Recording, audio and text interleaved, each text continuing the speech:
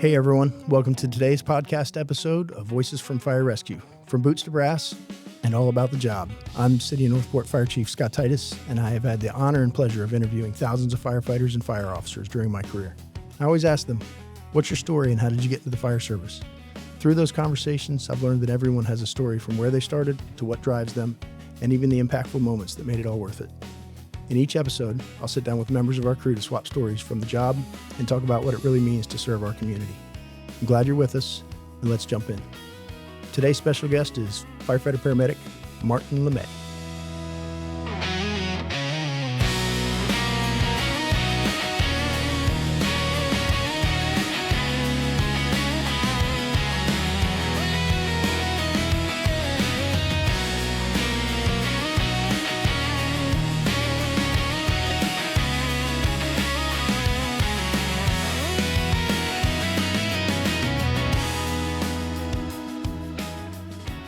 We'll move on to a little bunkhouse banter. First thing, Martin, you get to give a shout out. What's your station, crew, and assignment? And if you want to shout out anything special to your crew. To the crew or to me personally? No, to the crew. So tell us your shift, station, and assignment, and if you got anything you want to pass on to the crew. B shift, station 86, and it's a new crew that has been put together in the last couple months, and we just added a new hire, Colton, and we're getting Jacob Spurko, and that's going to be good added value to the crew, and we're all looking forward to it. Awesome. All right. So give us the Martin Lemay bio a little bit, age, family, origin, and roots. Anything you want to tell us about? That could be a long and fun one. I'm 40 years old, born and raised in Montreal, Canada. French is my first language. If you hear any accent, that's exactly where it's coming from. I have a wife, Kate, and two dogs, Bailey and Mika, two labs, a brown and a black lab. And we live in Riverview, Florida, about an hour north of here. Nice. And so tell us a little bit about your wife, Kate, because I know some things, but our audience doesn't. Yeah.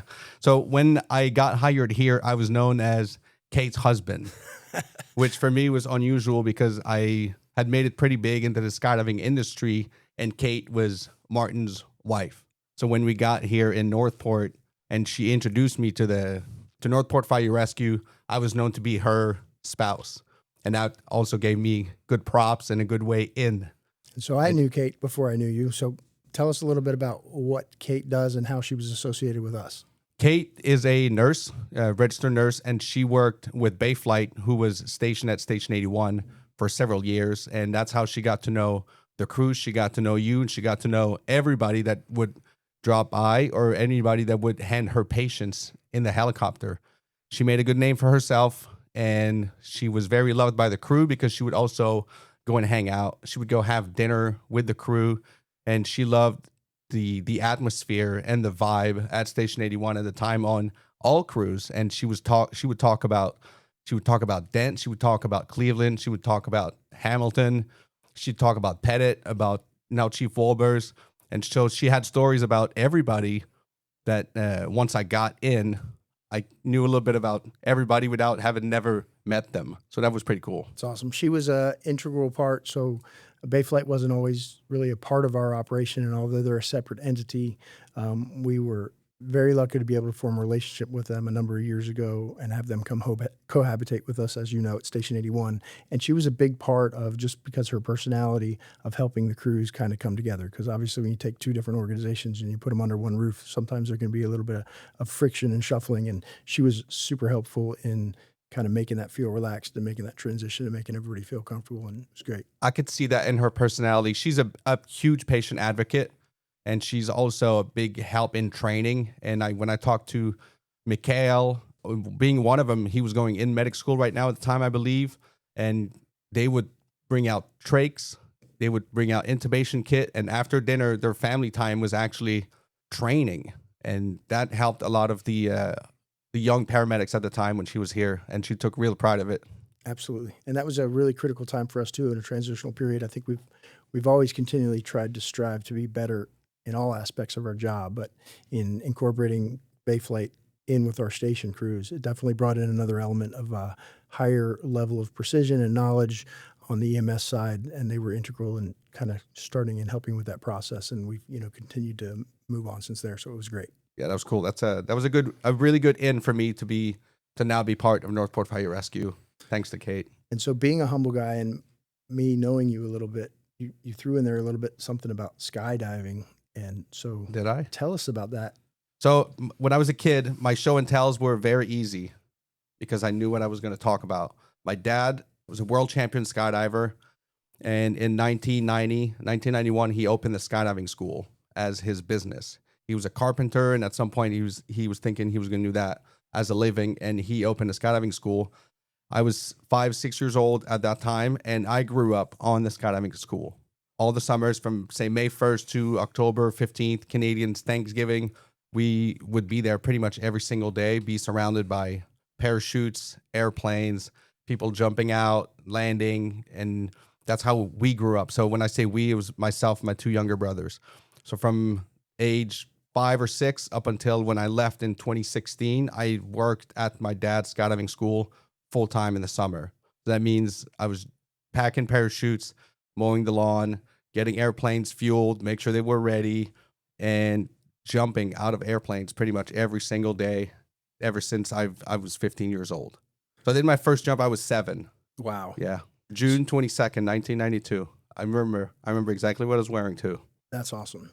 So 1992 to 2016.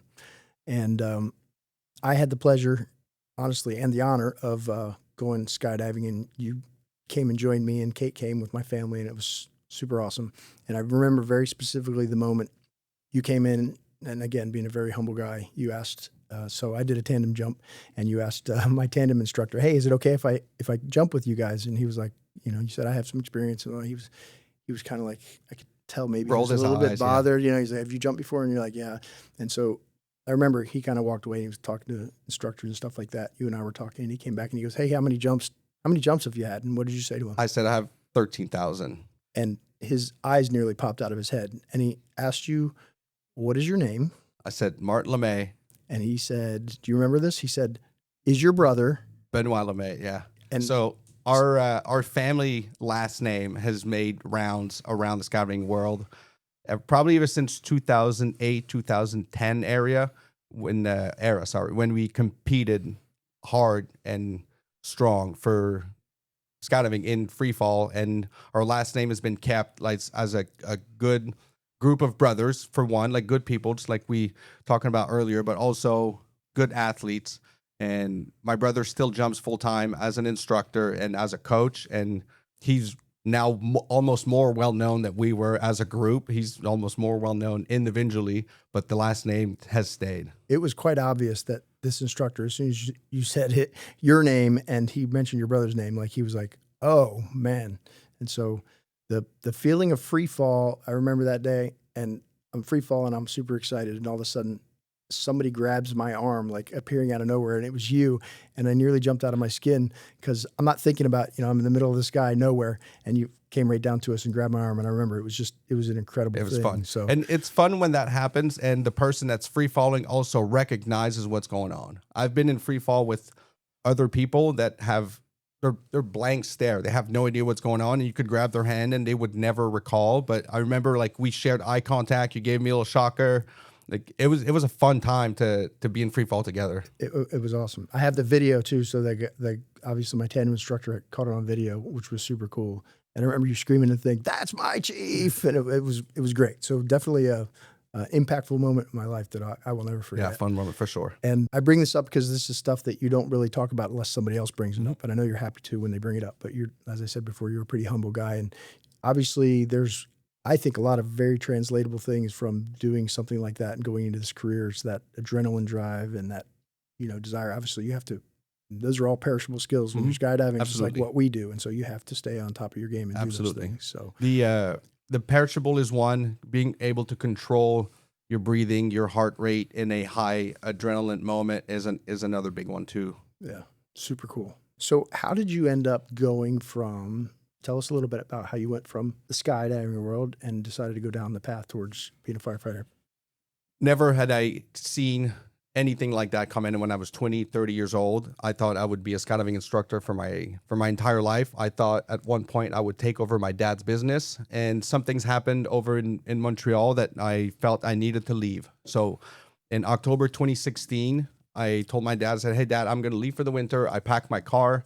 My skydiving school is closed, and I made my way to Phoenix, Arizona to work as an independent contractor for the military. So after competing, after being a tandem instructor, I taught the military, some of the top tier military guys, how to maneuver their parachutes so that they can insert tactically for missions. I did that for a bit, and that was October 2016. I left, told my dad, "I'm leaving for the winter. I'll be back in May." And little did I know, 2 months later, I called him back. I said, "Dad, I'm not coming back." He said, "What are you going to do?" I said, "I don't know. I'm probably going to jump full-time as a military instructor."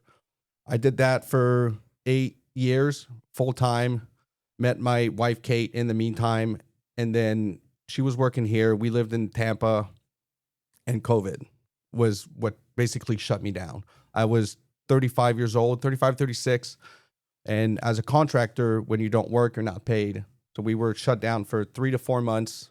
I was at home doing nothing. Kate working full-time, supporting me. And she said, "It's probably time for you to look into something else." Thank God for Kate, right? Yes, Yeah. I know. Thank God for Kate.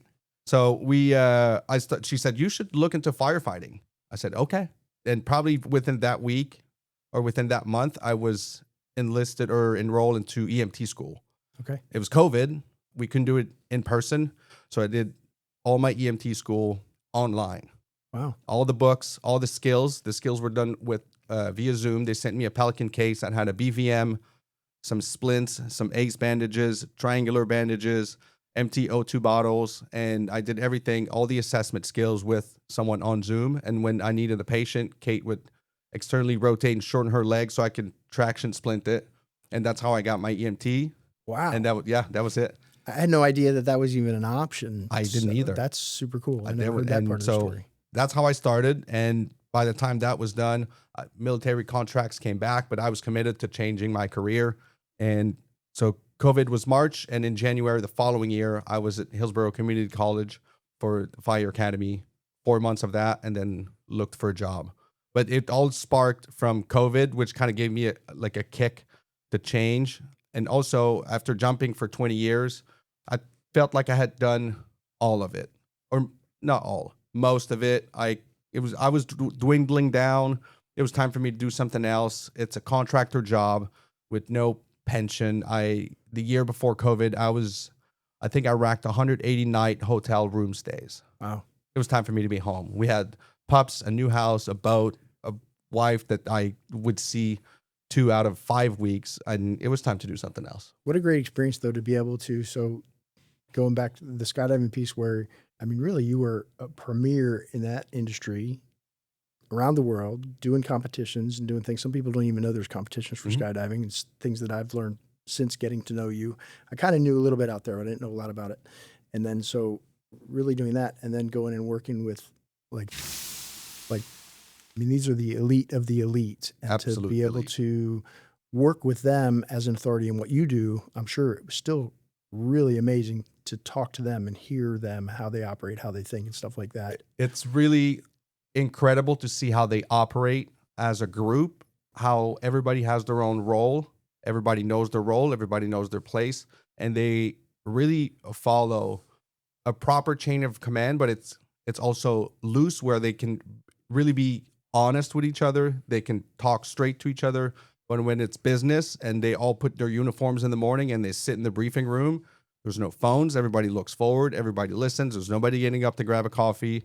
It's very, very straight and organized when it needs to be, but it's also very loose and fun when they're allowed to be. And that for me was a good thing to see and maybe try to bring here, Yeah. So tell us how that's translatable to kind of, being here now, into the fire service. Well, the fire service paramilitary organization, right? Trying to mimic the chain of command, which I think here we do really well. There's someone at the top, Chief Titus, and it trickles down all the way to the new apprentices and new hires. And the crews, at least the one I've been on, are good to manage things where they need to be managed.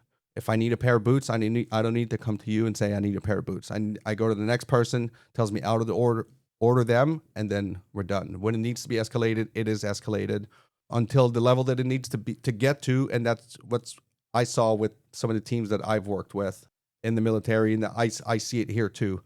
And the training that we do, the training that they do, they're obviously different trainings, but they're also taken seriously by people at work on shift. Hey, it's time to train. Okay, we go outside, we train, we change, we have helmets, gloves, radios. Let's do it. And then once we're done, we can debrief, AAR after action report, and then we can go back to whatever we needed to do.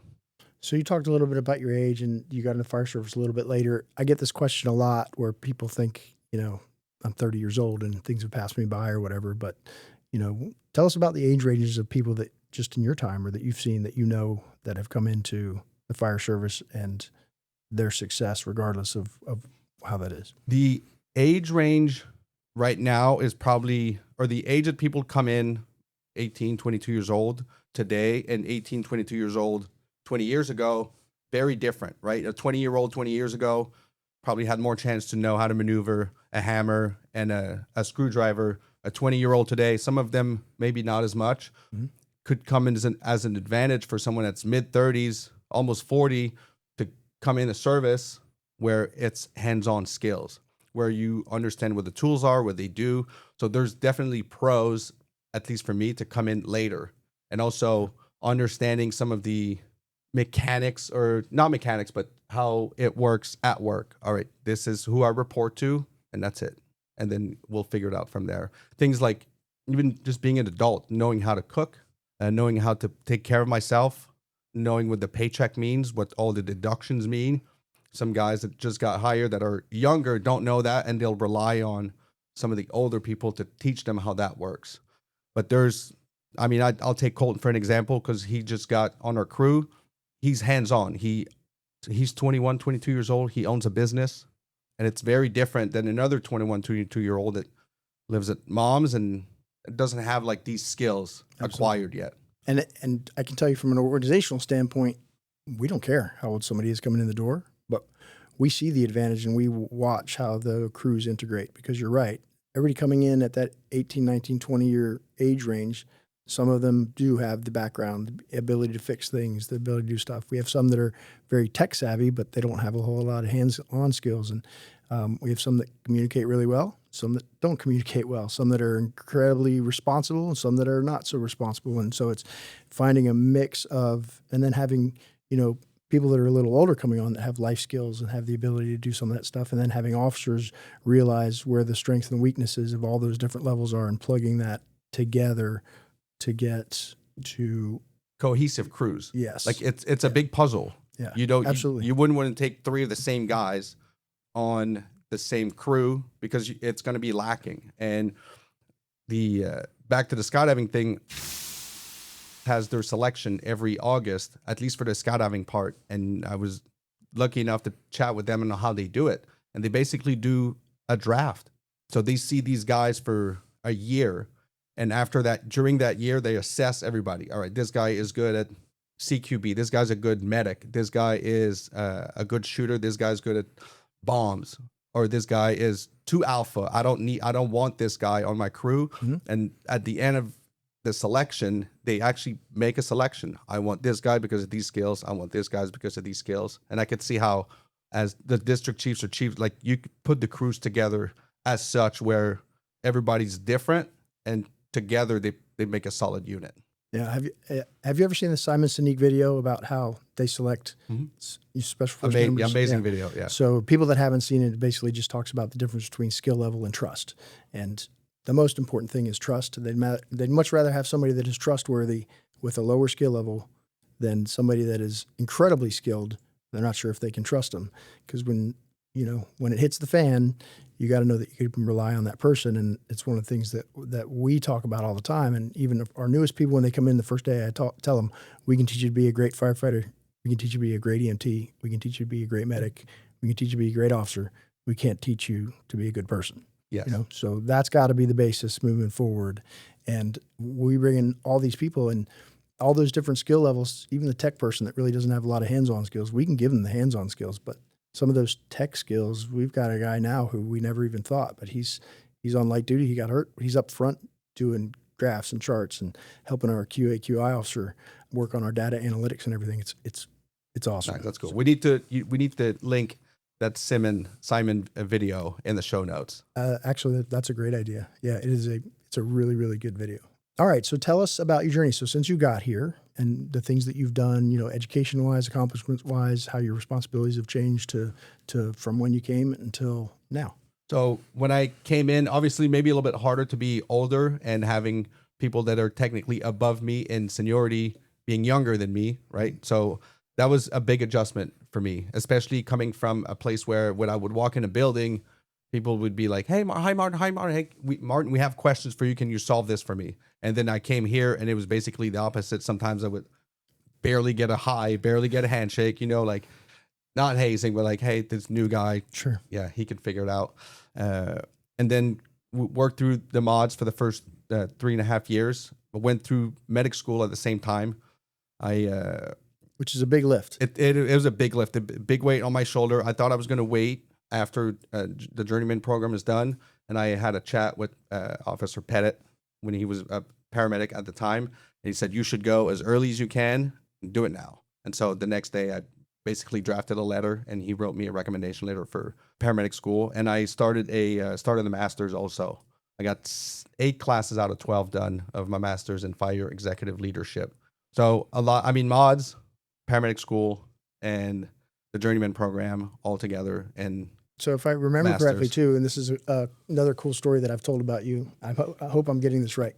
You had a degree already. I have a bachelor's in general business management that I got from McGill University in Montreal, which is like a top 10 university, Yep. Not worldwide. I mean, it is a top university, the Yale of Canada, as Dylan Hamilton would put it. So I do have a bachelor's degree.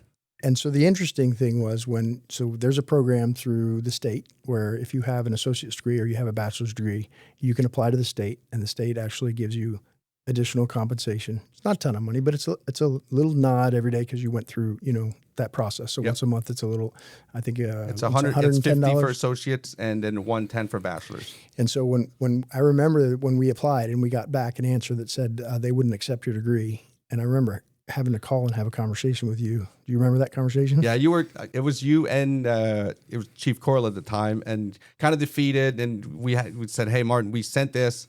Your bachelor's degree was not accepted. It is not accredited by the Southeast agencies or in Florida." Yep. And I remember I said, "Well, okay, I'll do something else." You did. I was amazed. And I told you, I said, "Listen, we can file an appeal. We can do this and that. I can't understand why they did this and contact the state and do all this." And you were just like, "That's okay. I'll take care of it. I'll figure it out." And so you immediately went and enrolled in a master's degree program and began pursuing that, which is it's cool. It's a true testament, number one, to how you deal with adversity. I would have been crushed if I was you. I'm not sure I would. Actually, I am pretty sure I would not have handled that well. So I'm glad that you did. Well, thank you. And it's a cool story that I tell to people about the testament of like, okay, it's a bump in the road. They're not taking that away from me. I'll just take the next step. So. Yep. In the meantime, I did get it accredited.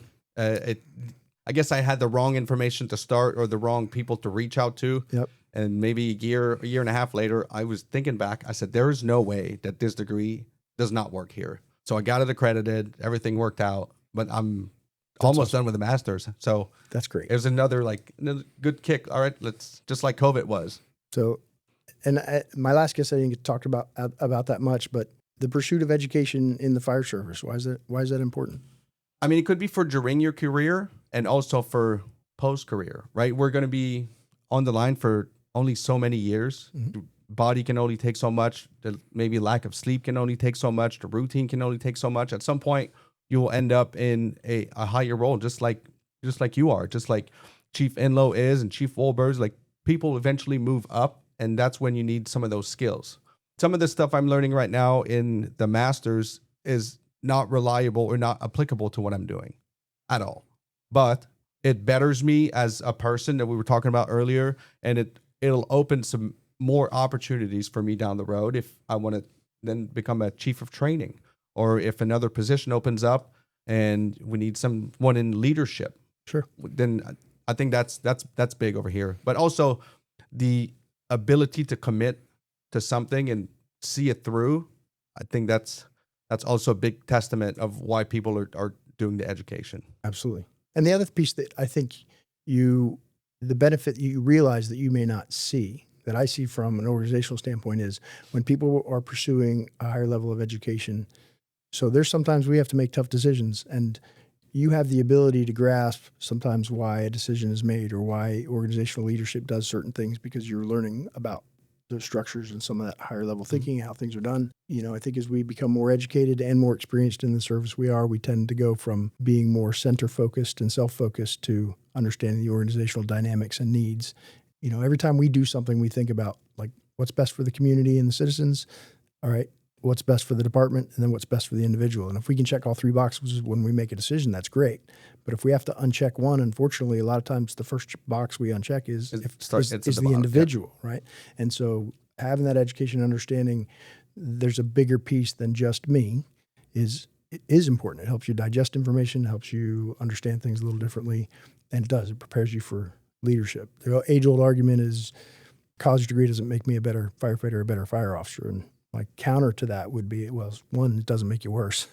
And two, it gives you skills to employ throughout your career, or God forbid, you had a career-ending injury that are translatable at another level, yes, or in another thing. So yeah, that's awesome. And there's a lot of respect for firefighters in outside industries. And I think that if someone were to have a career-ending injury with education and experience, I mean, that's a shoo-in in most corporate companies. Yeah, and I can tell you as the fire chief, there's nothing worse than to have somebody have a difficult injury like that and to realize there aren't a lot of doors available and open to them to have the same earning potential or the same responsibility level.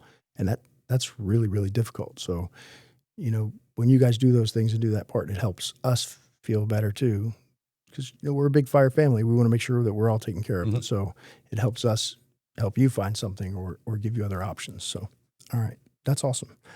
So you talked a little bit about getting into the fire service, doing that. Did you do a whole lot of investigating when you finally said, okay, I'm going to do this? You got your certifications and everything as far as where you wanted to land. How did you decide coming here to Northport versus anywhere else? Did you look other places? I did look a lot of places, honestly. We live in Riverview, so very close to Tampa. Okay. I applied over there first. I guess at the time, it was a little harder to get hired. Okay. And I applied at 7 different departments before I applied here, all within 30 minutes of the house. So like Plant City, Temple Terrace, Tampa, Hillsborough, Polk, Pasco, and got 2-3 interviews, made it to the fire chief interview a couple times, and never got a job offer. And I was trying to figure out what was going on. I expanded a little bit to an hour, and Kate had me chat with, it was Chief Ingalls at the time, EMS. And we sat down at 81 and just talked. And I remember Dent was there across the table, very intimidating man at the time, still is. And I was like, okay, I'll apply here. And from there, I'm very, very grateful that I didn't take any of the other opportunities. I did have a job offer that I declined because I didn't want to work at that department specifically. And the other ones didn't offer me a job. And it was like, it's a sign that I'm not meant for this. And very, very thankful that I ended up here for several reasons. One of them being, I thought I wanted a big department, and I actually want the opposite. I want a small department where Chief Titus comes in or Chief Flane comes in. He knows my first name. He asks about my wife. He knows my wife's name, and it's more family than a department that has 700, 800, 900, 2,000 employees, where you get lost in the station in your assignment, and you could never be seen by your chief. And that for me was, I didn't know that I wanted that until I realized what I had down here. And that means a lot. So one, I was going to give you a hard time, but you worked your way back around to it. I was going to say, so we were last on the draft list, but you kind of closed that out nicely. And I will say, as somebody who started here, so I started in 1993, and to come through the organization and see the changes that everybody's contributed to get us to where we are, obviously I have a lot of pride in you guys and the things you do. I'd put your guys' skills up against anybody in our industry. And the departments you named are all good departments. I have nothing at all bad to say about them.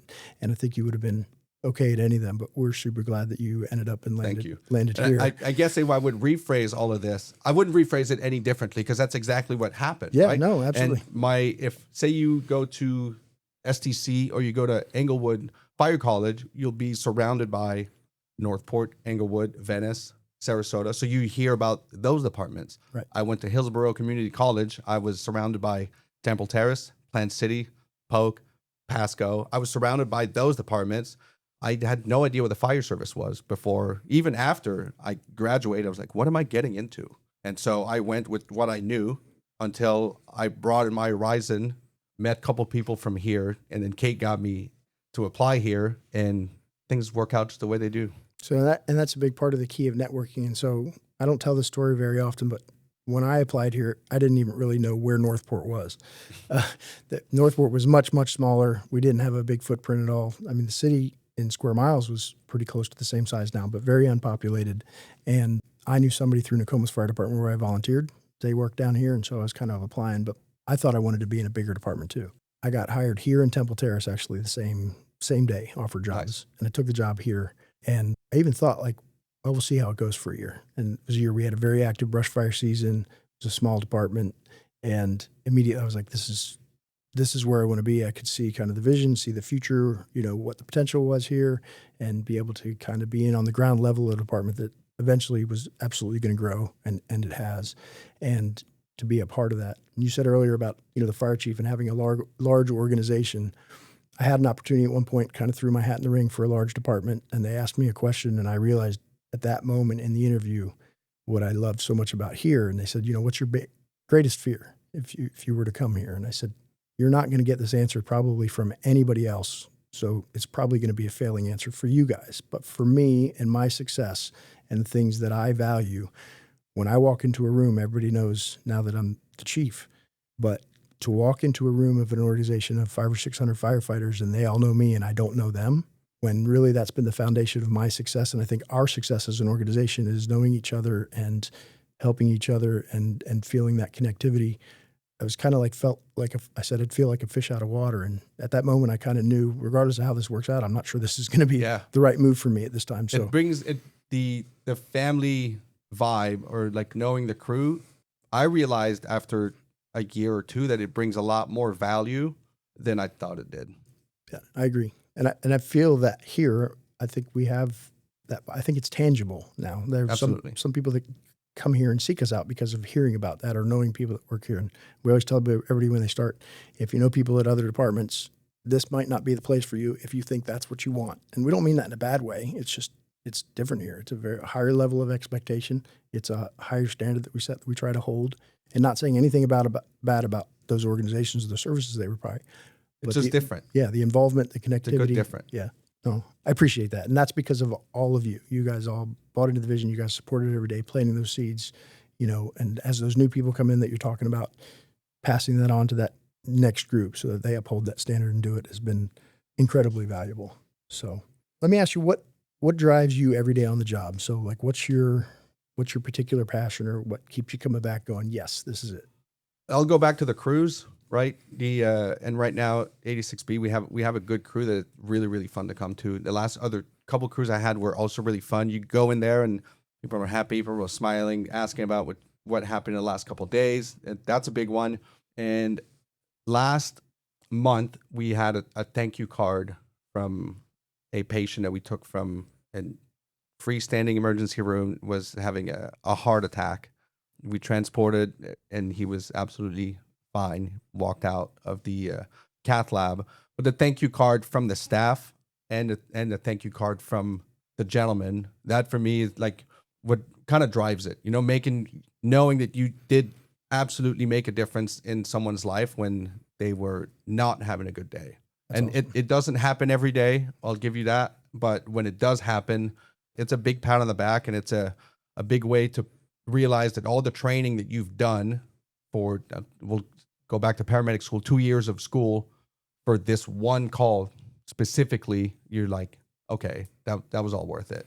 And I think the one thing that I see now that I didn't see before, that you leave out of that a little bit, is you say it doesn't happen very often. And I'll tell for the people that are listening, what you don't realize, Martin, is it does happen every day. I see. You guys make a difference every single day on every call that you go on. And and although some of them are less challenging, some of them are, or easier, more harder. Like acuity level is maybe something I could have put in there. Like, a higher acuity level for the way we see things, right? Yes, absolutely.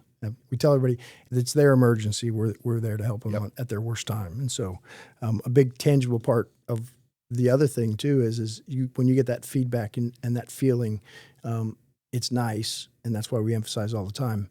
They don't know the skills that we have. They don't know the proper way that we're supposed to put out a fire or start an IV or give a certain medication. They don't know any of that because they rely on us, subject matter experts. But what they always remember is how we made them feel. And so even on those low acuity calls, somebody called 911 for something, you're making them feel better every time you go out there. That's tangible. We're striving to. I get stuff all of the time about things that you guys have done and good. been successful with. So The thank yous are a big driver.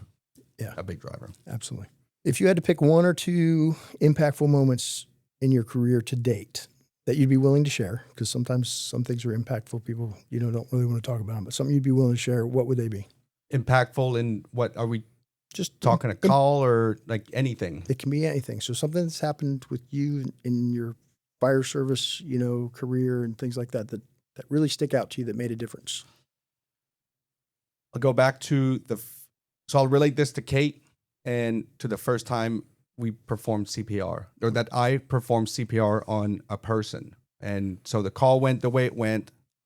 And after Lieutenant Hawes was my lieutenant, he said, "Martin, are you okay?" I said, "Yes, no problem. Everything's good." And I called Kate. I said, "Hey, we did CPR on a guy. This was my first time." And she said, "How did it go?" I said, "Well, the guy unfortunately didn't make it." And she said, "Well, congrats." I said, "Yes, but we didn't save him." And she said, "It doesn't matter. You did what you were trained to do in that specific moment. The outcome is out of your hands. You did what you had to do.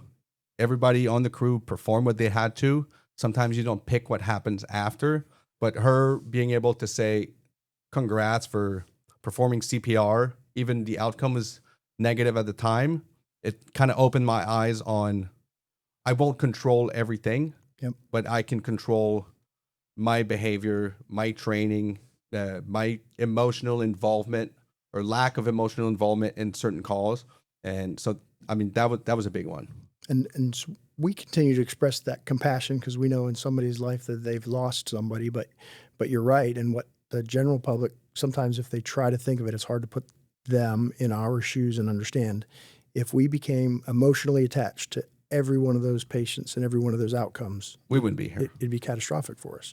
So there is a little bit of disassociation. It's not that we don't care. It's that we have to do, and that's why I tell everybody, because we have perishable skills and all of those other things, you don't ever want to walk away, go back to the station and think, what if I'd have done this or what if I'd have done that? But when at the very high level that you guys are operating, if you can walk away and say, I did everything right to the best that it could be done, and they didn't make it. We know that's, if you believe in God or whatever you believe in, but we know that's his plan. We gave them the best chance possible. And that's the best we could do. Absolutely. And that's the best we could do. Absolutely. And it's a good time for me to plug, I will say, our ROSC rate, which is return of spontaneous circulation, for you guys, which are you guys doing it on the street, is significantly higher than the national level, the state level, and even the regional level, as far as our percentage of positive outcomes of people that go into cardiac arrest and then walk out of the hospital unaffected. So you guys really should feel very good about all those calls when you go on and walking away knowing that you did do everything that you could. And we can bring back to the citizens too, hands-on only CPR, having access to AEDs. Oh yeah. These two things before we get there make a big difference. If people are trained to do CPR and they know where AEDs are, they can turn it on, listen to the prompts. By the time we get there, 3 to 7 minutes later, right? Yeah. It makes a difference. And that's critical in that chain of survival is, you're right, that early intervention is a good time to plug our hands-only CPR program. Some people don't like to do CPR because they don't want to give mouth-to-mouth, and we don't even teach that anymore as a skill level, because even if you're just doing compressions, that change in the pressure in the abdomen by doing compressions brings in enough oxygen to keep them oxygenated to extend their time period until we can get there. Until we get there. Yeah, that's awesome. I appreciate it. So if you could change one thing, so you had a magic wand, you could change one thing in the fire service, whether it be, here in Northport, if it would be industry-wide, you have something you think that you would change? The schedule. Okay. Yep. I would change the schedule in one or two ways. There's for people that are listening that are non-firefighters, there's a big push for right now we do 24 hours on, 48 hours off. There's a big push to have 24 hours on, 72 hours off, so 3 days off. Another one that's popular is 48 hours on and 96 hours off, which is equivalent to 24, 48, but you double the time at work and double the time off work. And any of these would work with me. What I'm looking for is more consecutive days at home. And that's the 24/72, you get 3 days at home. So that means the first day you come off shift, you kind of recover if you had a rough night. But the middle day is where it's important, where you are actually waking up at home and not going to work the next day. That for recovery is huge. And then on the third day off, you can go to bed early, knowing you had a full day the day before, and then go back to shift. You do end up working less in the year. I think that's definitely a pro. To be able to change this or to go to the 48/96. So 48, we'd work for 48 hours straight, which if you have a family, you have kids, a wife at home that you don't see for 48 hours could be rough, but you're also home for 96 hours. So you're there for 4 straight days. And the recovery aspect in this schedule would probably be excellent. And I think it is overlooked because of the 48 hours away. I don't think a lot of people would love to do 48 hours away. I think a lot of people would love to be home for 4 straight days. Sure. And so for the public that's listening, the schedule that you guys work now, it's an average of a 56-hour work week. So basically every week that you guys work, you're working 16 hours more than somebody that works a typical 40 hours. I joke sometimes because I say, I wish I could go back to 40-hour work week. I'm an admin now, so I don't work your guys' schedule. But obviously, to do what we do and because of the passion that I have, we end up putting in a lot more hours. But certainly that's translatable, and that 24/72 actually drops that threshold to a 42-hour work week average, and the 48/96 still stays at the 56 hours. Some of the advantages there, though, it does give. So that second day, you maintained and checked your equipment on the first day, all the calls that you ran. That second morning, you can sleep. You could sleep in a little bit and then get up. You know that your equipment's ready to go because you checked it out yesterday. Mm-hmm. And even though somebody checked it out yesterday, when you come on now, what do you do the first thing every morning? I check the rig. You check it all, right? Yep. Because we trust the people that left it, but it's the old thing.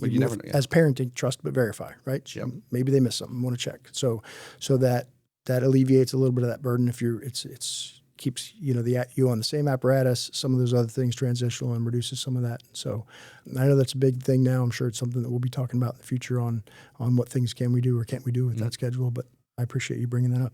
One thing that we didn't talk about, again, you being a humble guy, so you love to cook, right? I love to cook. Yeah. I love to eat.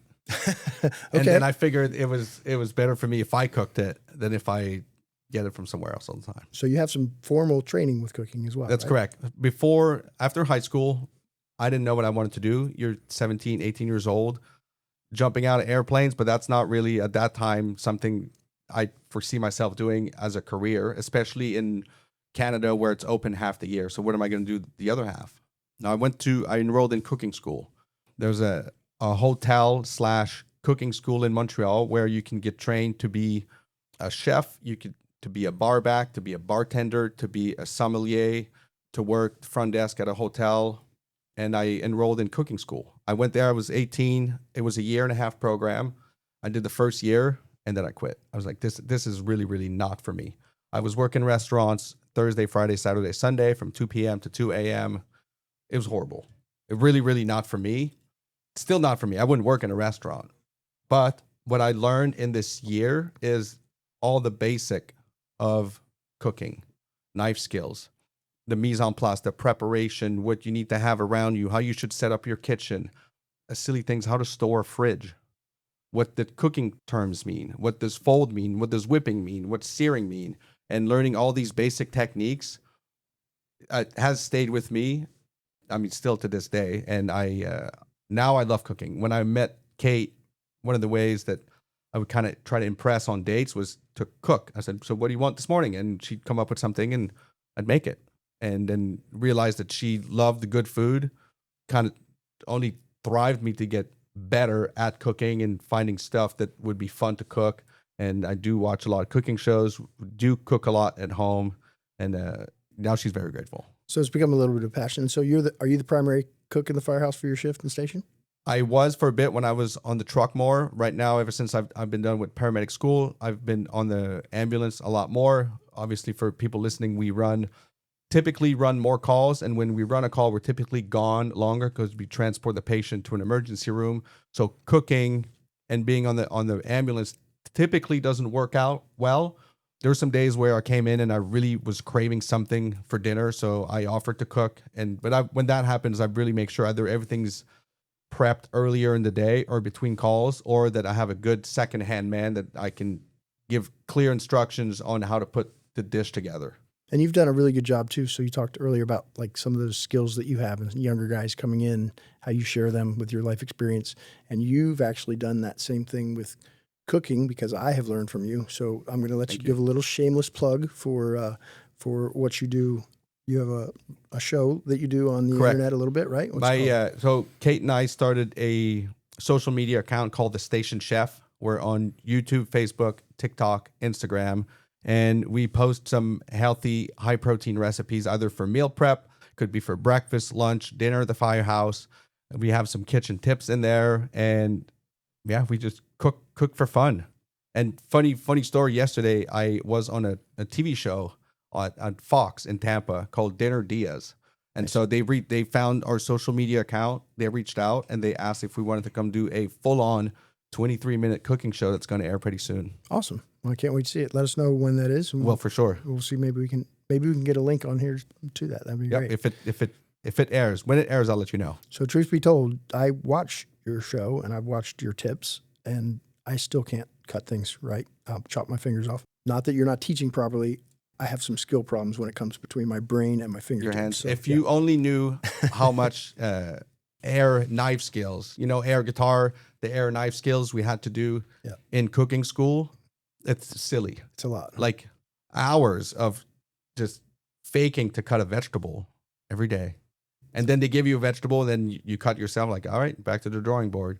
But basics, just like in the fire service, if you master the basics, then you just have to do the basics in a stressful environment. Yeah, I guess one of those things you don't have to think about anymore. It's muscle memory and correct. It's there. That's great. And sometimes I still do cut myself. So this one you might have to think for a second, or you might have something, but is there a fire or EMS, an industry leader, a local somebody, whatever, who you kind of look to that's a mentor that speaks to your soul on what you subscribe to or anything? I'm going to go internal, like in our department. I don't know a lot of people in other departments, or in the industry, but I'm going to go with a good mentor of mine here, and it's Chief Hawes. Okay. Yeah. I don't think I could say enough good things about Chief Hawes. He was my officer when I started 4 years and change, and he was riding up his district, and he was then got promoted to district. He was B shift. He was always my chief or superior, yes. And now in logistics. But the way he conducts himself, the way he takes everything very seriously when it needs to be very serious, but also able to loosen up when it needs to be loose. And it's very fun to see where he draws the line on certain things. And when you have Dave Hawes, and when you have Chief Hawes. And that for me is good, because it's hard sometimes in an industry like this to be buddy, mm-hmm. but then have to discipline someone. Yeah. So where's the line? Well, I thought we were buddies. Yes, but you did something stupid. Right. I have to discipline you. But I think Chief Hawes has that line drawn really well, and that was very, very good to see. And the amount of effort and dedication he put in his masters, coming out asking me some questions about his masters, I would go out to him and ask questions about his masters. This was good. So because I have a lot of respect and I've seen him a lot, I'm going to go with Chief Hawes. So he was company officer, lieutenant when you started, then he became district chief, which correct. Is a shift commander for those out there that don't know. So the shift commander is responsible for multiple stations. And then actually most recently now, just this past month, he was promoted to division chief of logistics. So yes, great guy. And I don't know if you realize the parallel, but as you were describing him and the things that you liked, the things that you really enjoyed, I can go back to and hear almost your same words when you talked about dealing with like absolutely about the because our job is we live together 24 hours. It can't be 100% rule, everything else. There has to be a period of time. There's a personal side to it and there's a work side to it. And the people that are best at this job from firefighter level all the way through, I think, understand the difference. I always say we're a nightmare for HR because we live together all the time, right? Yeah, so I can see that. Office culture sometimes is not the same as firehouse culture, and that's okay. And we have to be comfortable enough with each other, though. We start getting, to that middle area where we go like, okay, but yeah, I think Chief Hawes does that really well. And sounds like that hit and resonates with you just because some of your other experiences. Yeah, absolutely. Yeah, big parallel. Awesome. Well, I appreciate everything. We're going to do a little rapid fire session. So I'm just going to throw out something. You give me your first immediate response. Okay. All right, as we wind down. Do it. All right. So solid stream or fog nozzle? A solid stream. All right. Brush fire or structure fire? Structure fire. ALS or BLS? BLS. I almost didn't even get that out before you were answering. Cardiac or respiratory? Cardiac. Engine or truck? Truck.